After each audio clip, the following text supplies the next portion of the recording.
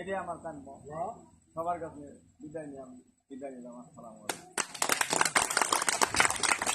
আমি সেই সাথে আক্কাস আঙ্কেলকে সংক্ষিপ্ত 2-4টা কথা বলার জন্য অনুরোধ জানাচ্ছি। আসসালামু আলাইকুম। মাননীয় সভাপতি, আমার ছোট এবং ভাই ও বোনেরা,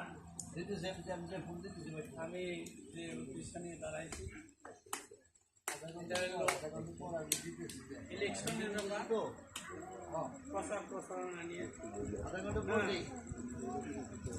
এখন আমাদের মাঝে যে সমস্যাগুলো আছে সেগুলো তো কোহিনুর বললো।